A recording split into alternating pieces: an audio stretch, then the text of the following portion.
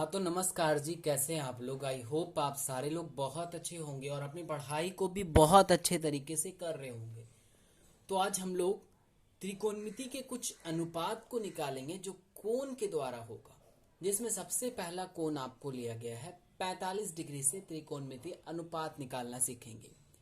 तो हमने यहाँ पर एक त्रिभुज की रचना की है जिस त्रिभुज का नाम है समकोण त्रिभुज, और इसी रचना को हमने लैंग्वेज फॉर्म में यहां पर बस लिखा है। क्या लिखा है? माना कि एबीसी एक समद्विबाहु त्रिभुज समकोण त्रिभुज है जिसमें एंगल बी को हमने 90 डिग्री माना है, ए बी बराबर ए सी। अब ऐसा क्यों माना कि ए बी बराबर ए सी? समद्विबाहु का मतलब होता है जिसकी दो भुजाएं बराबर हो, और ये एक पाइथागोरस नियम से हम लोग पढ़ रहे हैं। तो हमें मालूम है कि जो कर्ण होता है वो सबसे अलग होता है। आपको अगर बताया जाए तो ये आपका कर्ण होगा, और जो कि सबसे अलग है। ये अलग ही क्यों है? क्योंकि इसे निकालने के लिए हमें इन दोनों भुजाओं को जोड़ना पड़ता है, और जोड़ना ही नहीं बल्कि वर्ग करके जोड़ना पड़ता है, और वर्ग करके जोड़ने पर जो मिलता है वही कर्ण का वैल्यू हमारा प्रॉपर पता चलता है। तो हमने कर्ण को अलग है इसलिए नहीं माना, और इन दोनों को हमने समद्विबाहु मान लिया, और इसीलिए हमने यहाँ पर एक लाइन, एक वर्ड लिखा, ए बी बराबर बी सी। क्यों लिखा? इसलिए लिखा कि अगर हम इसे एक्स मान लें तो इसे भी एक्स मान सकते हैं। ओके, तो यहां पर लिखेंगे माना कि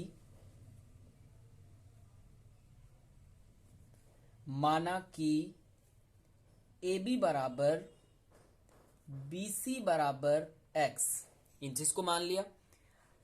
चूंकि ये जो आपका साइन होता है ये साइन चूंकि का होता है, ए बी बराबर बी सी, इसलिए एंगल ए बराबर एंगल सी बराबर 45 डिग्री। आपने क्लास 9th में इस चीज को पढ़ा होगा कि बराबर भुजाओं के सामने का कोण भी क्या हो जाता है? बराबर होता है।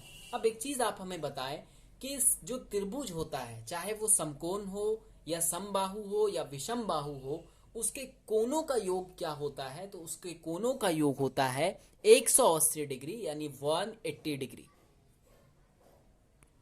तो यहां पर एक एंगल आपका 90 डिग्री हो गया।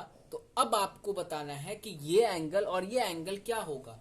तो आपने यहां पर एक वर्ड लिखा, ए बी बराबर बी सी। इसका मतलब क्या हो गया कि ये जो भुजा है और ये जो भुजा है ये दोनों आपस में बराबर है, और बराबर भुजाओं के कोण सामने वाली जो होती है वो भी बराबर हो जाती है। यानी आपका एंगल सी और एंगल ए जो है ये कितना डिग्री हो जाएगा? 45 डिग्री।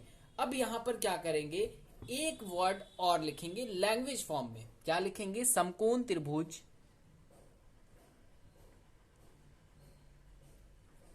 समकोण त्रिभुज एबीसी में पाइथागोरस प्रमेय से पाइथागोरस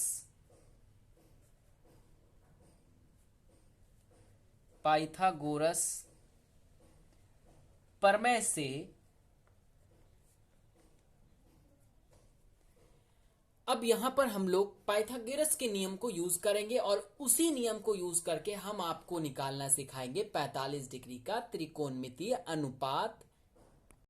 अब ध्यान से समझिएगा, हमने आपका जो लंब है उसको हमने एक्स माना। क्यों माना? क्योंकि यहां पर हमने एक लाइन लिखा था, ए बी बराबर बी सी। इसका मतलब क्या होता है? इसका मतलब हो गया कि आपका दोनों साइड, ए बी वाला और बी सी वाला, ये दोनों बराबर है। इसलिए हमने इन दोनों को क्या मान लिया? एक्स मान लिया। अब हमें फाइंड करना होगा कर्ण। तो आप यहां पर पाइथागोरस नियम के फॉर्मूला को पढ़ा होगा कि कर्ण बराबर क्या होता है? अंडर रूट लंब स्क्वायर जोड़ आधार स्क्वायर। अभी हमने बताया था आपको कि कर्ण जो होता है वो सबसे अलग होता है। वो अलग क्यों होता है? वो अलग इसलिए होता है क्योंकि उसे निकालने के लिए हमें दोनों लंब और आधार दोनों का वर्ग करके जोड़कर वर्गमूल निकालना पड़ता है, इसीलिए वो सबसे अलग है। तो यहां पर आपका जो लंब है उसका वैल्यू दे रखा है एक्स, उसका होल स्क्वायर। फिर आधार है उसका भी वैल्यू x है, होल स्क्वायर हो गया। x का जब आप स्क्वायर करेंगे तो x स्क्वायर हो जाएगा, और x का जब आप स्क्वायर करेंगे तो x स्क्वायर हो जाएगा। अब वेरिएबल का जोड़ घटाओ, यानी जो चर संख्या होता है उसका जोड़ घटाओ कैसे करेंगे, इसको आपने पढ़ा होगा। जब आपका चर मान बराबर होगा, समान होगा, तब हम चर मान को जोड़ घटा सकते हैं, अदरवाइज हम जोड़ घटाओ नहीं कर सकते चर मान को। तो यहाँ आपका जो पहला चर है वो x है और दूसरा चर भी x स्क्वायर, दोनों चर समान हो गया, यानी ये दोनों को हम जोड़ सकते हैं। तो x स्क्वायर और दूसरा x स्क्वायर मिलकर बन जाएगा 2x स्क्वायर। अब यहाँ पर आपका √2 तो बाहर नहीं आएगा, लेकिन x को कुछ इस रूप में लिख सकते हैं। ये जोड़ा बन गया और बाहर आ जाएगा आपका क्या, 2 रूट के अंदर और x बाहर रहेगा। ये आपका वैल्यू निकल गया कर्ण का। अब हम क्या करेंगे, तो अब हम लोगों को निकालना है त्रिकोणमितीय अनुपात 45 डिग्री का। तो आपने त्रिकोणमितीय अनुपात पढ़ा होगा, साइन, कॉस, टैन, कॉसेक, सेक और कॉट। अब यहां पर किसका निकाल रहे हैं, 45 डिग्री का, तो सब में 45 डिग्री लगा देंगे।